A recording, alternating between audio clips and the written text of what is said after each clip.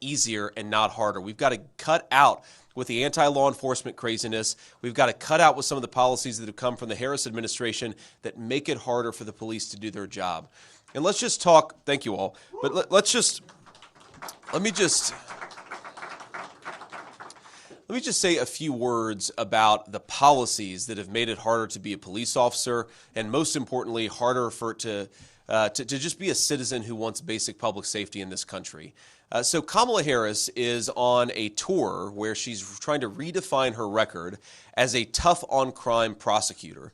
And yet if you look at Kamala Harris's record as a prosecutor, it is the opposite of tough on crime. For example, Kamala Harris pursued a policy that would recategorize people who had committed sex crimes with minors and people who had raped unconscious victims as nonviolent crimes. And what does that mean? That means those people get out of prison earlier. That means their victims have to suffer the psychological abuse of seeing them walking around our streets sooner. And that means the police officer have a few more sickos that they have to take care of instead of being in prison where those sex offenders belong.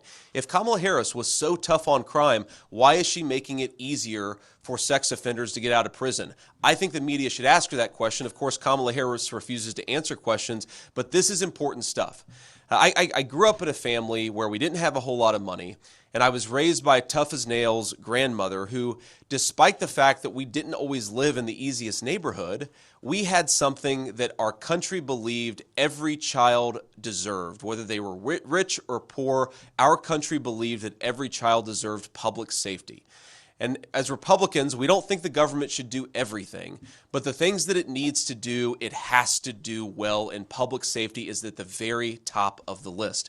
How can you have a country? How can you have an American dream? How can you have poor children who look to the future with optimism and hope if they can't walk down the streets of their neighborhood safely? And these police officers fight to make that a reality every single day. And Kamala Harris is making their job harder, and Donald Trump is going to make their lives easier. That's why we're going to reelect him the 47th president of the United States. Yeah.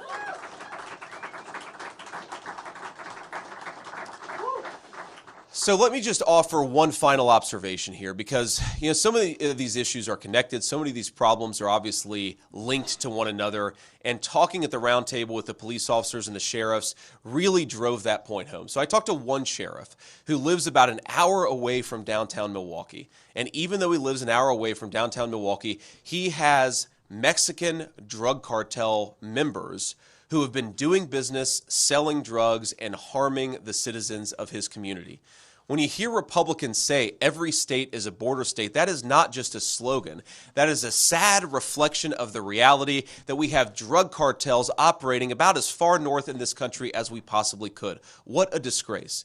You hear people talk about arresting illegal immigrants and how the illegal immigrants completely run away, refuse to obey the commands of law enforcement. Well, why? Why do they completely refuse to obey the commands of law enforcement? Because they got into this country in the first place under the promise that law enforcement wouldn't stop them and wouldn't enforce the law. So the border policies that we have at the southern border, they make our communities less safe, even as far north as Wisconsin. It means Mexican drug cartels operating in our communities. It means people dying of fentanyl. I talked to another police officer who talked about we have fentanyl not just in heroin and opioids and even prescription pills, or I guess non-prescription pills that are sold on the street. We've got heroin and we've got fentanyl in our marijuana bags that our teenagers are using. And look, I'm the parent of 3 young kids. My wife is here, and I'm thrilled to have her join. We've got a 7-year-old, a 4-year-old, and a 2-year-old. We don't have to worry about this yet, but I'm certain, because kids are kids, that one day one of my kids is going to take something or do something that I don't want them to take. But I don't want that mistake to ruin their life. I want them to learn from it. I want their parents to be able to punish them. I don't want our kids to make mistakes on American streets and have it take their lives away from them. That is in some ways what this fentanyl crisis has done. Normal American teenager mistakes have become death sentences because Kamala Harris refuses to do her job. And I think it's time for all of us to say to Kamala Harris, you want a promotion? You want a promotion after your record as vice president? We think you ought to be fired, and that's exactly what we're going to do come November. Thank you all for being here. To the police officers, To the police officers, we support you. We love you. We know it's not easy to be a police officer. We know we're losing a lot of good people from the force. Some due to retirement, but some, they're just sick of all the garbage. But I'd ask you, keep at it for as long as you can. Keep doing this important work because there are a lot of us out there who are grateful for it. And in about 6 months, your job's going to become a hell of a lot easier. God bless you guys, and thank you for having me here in Wisconsin.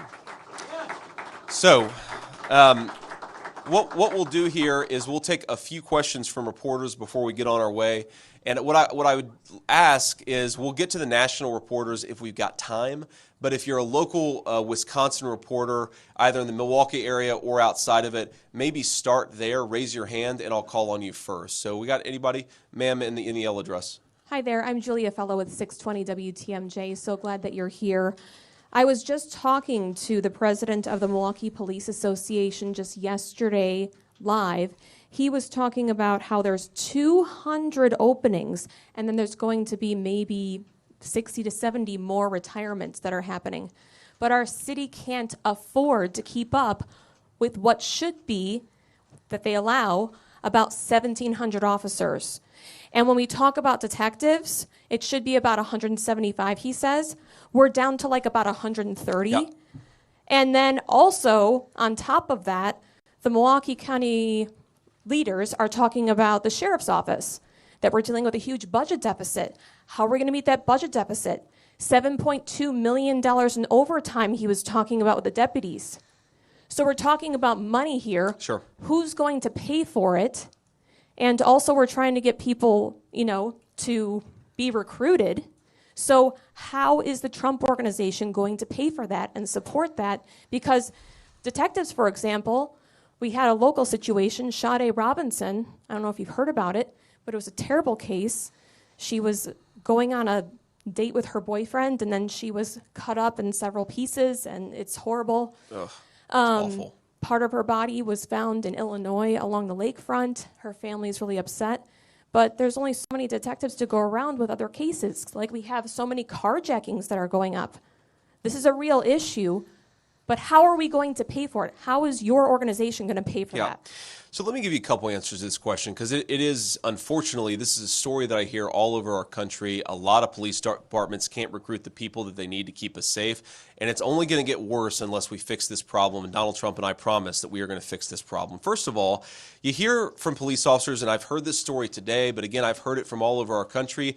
A lot of the reason that it's hard to recruit police officers right now is because our leaders have attacked the police for so long that a lot of people just don't want to do police work anymore. That is the first thing that leadership needs to change. We need to make it clear that we want good people, we want good police officers, we want the very best to join the American police forces all over our country, because unless we have the best people becoming police, public safety is always going to be a fantasy and not a reality. So let's have leaders who support the work of police, not people like Kamala Harris who put the police down and make their life harder. That's number one.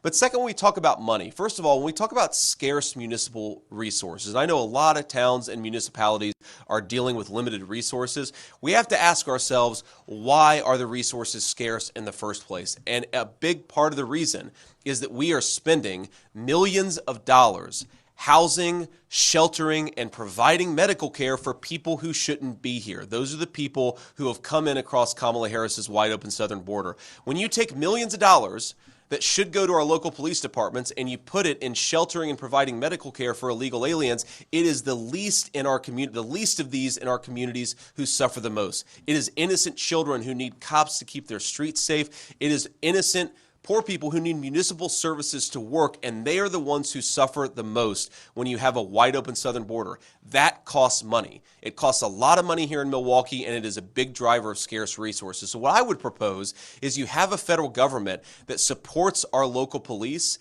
that you get the illegal aliens out of this country and you free up precious budgetary resources to hire some police and focus on public safety.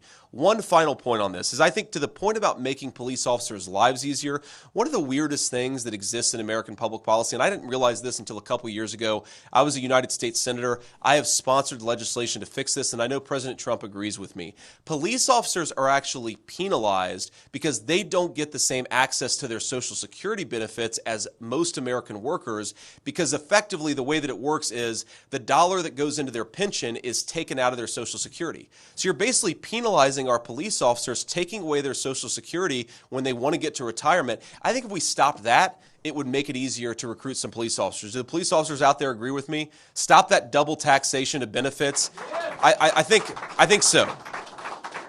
And when I talk to police, I know that's a big driver. But look, unless we stop making the business of policing in this country so miserable by having our leaders attack the police, we're always going to have a problem recruiting the right people into police work. Any more? Sir. Senator Matt Smith from WISN TV here in Milwaukee. Coming off just of everything you just talked about, it seems like some allies of former President Trump have said in recent days he needs to focus more on policy, just like you talked about, less personal attacks. I'm curious, have you had that conversation with him, and does he need to pivot, especially when you look to swing states like Wisconsin?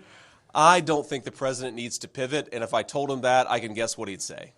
I think that the reason that President Trump has been so successful connecting with Americans is even when they disagree with something that he might say, they know that he just is who he is, right?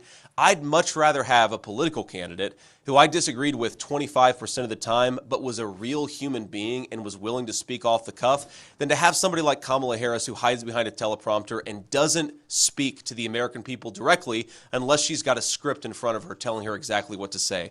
I think the unscripted nature of President Trump is one of the reasons why his campaign gives a pretty good insight into the kind of president that he's going to be. Now, that said, we are focusing a lot on policy. We're here in Wisconsin today talking about public safety. I was in Pennsylvania yesterday talking about veterans issues. I was in Michigan the day before talking about how we have to stop the trade and energy policies that ship all of our manufacturing jobs to China. When Donald Trump was president, 12,000 American factories opened. The previous 2 terms, 60,000 American factories had closed. So we are talking about the policy and we're talking about the issues, and we're going to keep on doing that. But my only advice to my running mate is be yourself and let people see who you are, and I think he's doing that every day on the campaign trail. Anything else? Jason Calvi with Fox 6 here in Milwaukee. Democrats are criticizing your visit here to the police union. They say, you know, your running mate is a convicted felon. They also point to January 6th. Your reaction to that? Well, look, I think that Kamala Harris has weaponized the Department of Justice, not just against my running mate, not just against President Trump, but against a whole host of normal Americans for just exercising their First Amendment rights. I mean, not maybe the most significant scandal, but certainly a very large scandal is the Department of Justice went after a pro-life Catholic father of 7 for exercising his right to peacefully protest. The Department of Justice showed up. The Department of Justice leadership had officers show up at this guy's house and treat him like a common thug for exercising his right of First Amendment protest. And I think that every single police officer here would agree with me when they say that we want a strong Department of Justice that focuses on law enforcement. Why don't they focus on shutting down the drug traffickers at the southern border and the sex traffickers and let Americans exercise their First Amendment rights? That's not what the leadership of the Department of Justice should be focused on, but unfortunately, under Kamala Harris, it has. So I think that we are clearly the party and the movement of law enforcement. You talk to the field guys in the FBI, the people who are actually on the ground dealing with the bad guys, and they're as frustrated with their leadership as we are. We just want American leadership to empower law enforcement to enforce the laws. It's going to make us all safer if we do that. Any other local Wisconsin folks? And if not, I'll take a couple from the national pool. Okay. Sir. Senator Vance, Chris Cameron at the New York Times, you were talking about the relationship between crime and immigration, and my question is on that issue. Please. In an interview when you were running for Senate in September 2021, you were speaking with Jack Murphy, and you were talking about previous waves of immigration to the United States. You said the following: you had this massive wave of primarily Italian, Irish, and German immigration, and that had its problems and that had its consequences. You pointed to these problems as being higher crime rates, ethnic enclaves, and inter-ethnic conflict. Should the United States have prescribed similar policies to what you're proposing now, including mass deportation, to deal with those issues? Well, first of all, I also said there were a lot of benefits to that wave of immigration, but has anybody ever seen the movie Gangs of New York? That's what I'm talking about.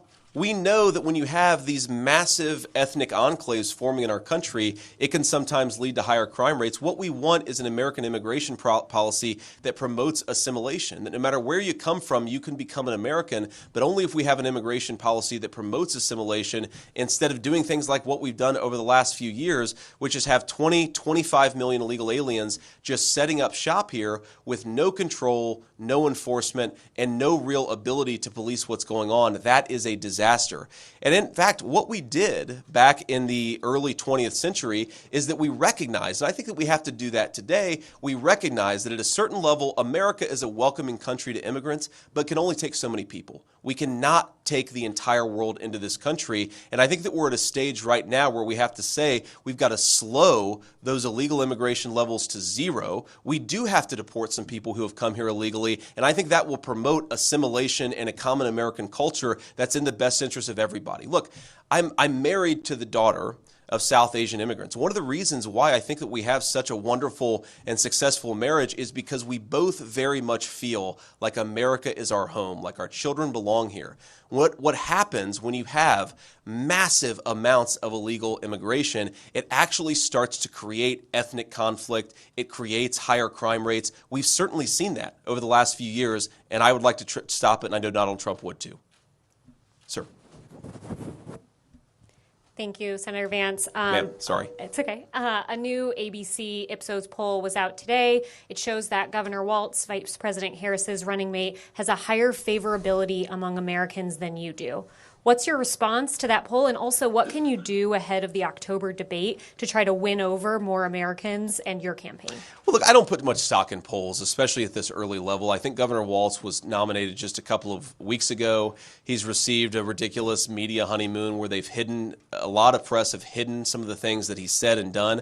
I mean, this is a guy who actively encouraged rioters to burn down Minneapolis during the summer of 2020. It's the biggest city in his country. And then, of course, his running mate, Kamala Harris, was offering to bail those rioters out of prison. I think when people know the truth about Kamala Harris and Tim Walz, their anti-crime record, their pro-criminal record, the fact that he let rioters burn down the largest city in Minneapolis, I don't think his approval ratings are going to be that high, and I think that Donald Trump and I are going to win this race. But that's what the campaign is about, right? We have a little bit less than 90 days to make our case to the American people, to persuade them that our policies are going to make their lives better. And again, I think you contrast the failed leadership of Kamala Harris with the peace and prosperity of Donald Trump. I don't think there's any doubt we're going to win this race, but we've got to run the campaign, and we've got to get out there and talk to people. That's what we're doing every single day.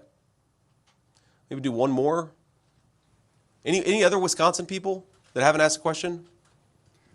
Hi, my name is Graham Kilmer. Sir. I'm a reporter with Urban Milwaukee. You mentioned fentanyl. Here in Milwaukee, we have a fentanyl and overdose crisis that began and really got worse under the first Trump administration. So what would you do differently the second time around? Well, look, I think if you look at the actual data, the fentanyl crisis really, really took off under the leadership of Kamala Harris, under the border czar policies where she opened up the southern border, where fentanyl got completely out of control. And you talk to our law enforcement officers, and they will tell you that the fentanyl problem has gotten way worse in the last few years than it was at any previous time under any previous administration, Democrat or Republican. Now, look, we have an addiction epidemic that's been long running in this country, and I think more than any president in my lifetime, Donald Trump actually implemented policies to try to get this addiction problem cut down on. I mean, if you look at the number of overdose deaths and how they went down during Donald Trump's administration, and you look at Kamala Harris's administration where overdose deaths have skyrocketed, I think it's very easy to say, like so many other issues, the record of Donald Trump is one of success and American prosperity. The record of Kamala Harris is one of failure. Any other questions from Wisconsin press? Okay, so we'll do one more then. Thank you. Yeah. Thank you, Senator. I wanted to ask you, Trump has been getting attacked from his comments at the press conference yesterday about what he said about the top military honor. And veterans have pointed out, he said that the civilian presidential honor is better than what wounded veterans have received. And I wondered, what do you say to veterans who think that's demeaning? Well, look, I was with a group of veterans in Pennsylvania yesterday, and trust me, the veteran community is very, very much behind Donald Trump. So, look, what I would say to people is, look, what President Trump said during a ceremony, and I haven't seen the entire remarks, but my understanding is President Trump said during a ceremony that a person who received the Presidential Medal of Freedom, he was saying some nice things about her. He was saying some complimentary things about her. Donald Trump, I've seen give out a Congressional Medal of Honor. I've seen him give out a number of awards and commendations to military veterans, and of course, I myself am a Marine Corps veteran of the Iraq War. This is a guy who loves our veterans and who honors our veterans. I don't think him complimenting and saying a nice word about a person who received the Presidential Medal of Freedom is in any way denigrating those who received military honors. They're two different awards, and I think the president was saying some nice things about a person that he liked, and that's a totally reasonable thing to do. All right. So with that, before we close here, I want to bring up a couple of law enforcement officers just to say a couple of words. And we have, first we have Alexyala. And Alexander, come up and say a few words if you would. Thank you. And Alex is going to talk, and then our next guest is also just going to talk about some of the law enforcement challenges and some of the ways that if we have better policy, we can actually make this country a lot safer. Go ahead, Alex. Hi, my name is Alexyala, and I'm the president of the Milwaukee Police Association. I am a 24-year veteran of the Milwaukee Police Department. Senator Vance, thank you for being here to amplify our message that our members provide the highest degree of service to our community. We like to say that the Milwaukee Police Association is the force behind the force, and we use the words honor and service when we talk about our brave men and women of our department. Their importance extends far beyond the uniform and the badge, and it's about their commitment to serving and protecting us and protecting all of us. The challenges of policing in the city of Milwaukee are many.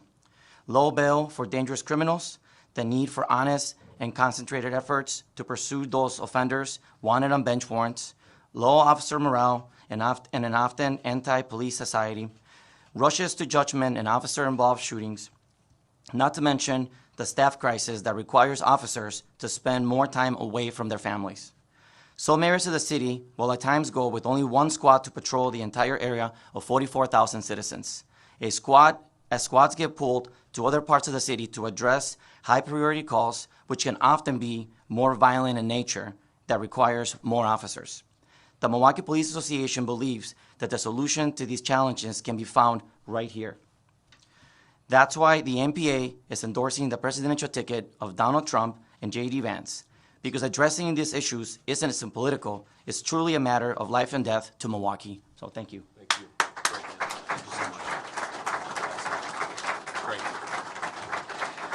Great. And please stay up here, Alex, but I also want to have Andrew Wagner come up. Andrew was just recently retired as a career law enforcement officer, but he told me his wife has already put him back to work. So Andrew, I appreciate you being here. Thanks.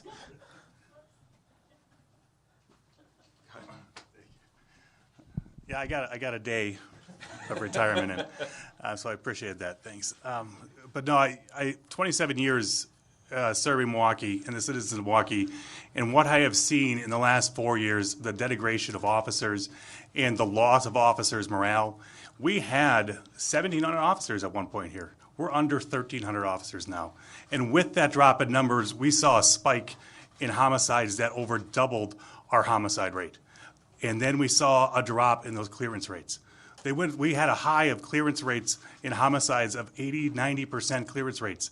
That is down to almost 50% now. You think about the victims that are not being duly served by this police department and police departments across the country because they can't have staffing because of the defund movement.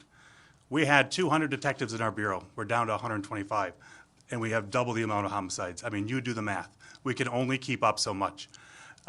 So what we have seen with the support from President Trump when he was in office and when he looked at our cities, when Kenosha, for instance, had riots, he sent federal troops in there. He made sure that somebody had the officers back.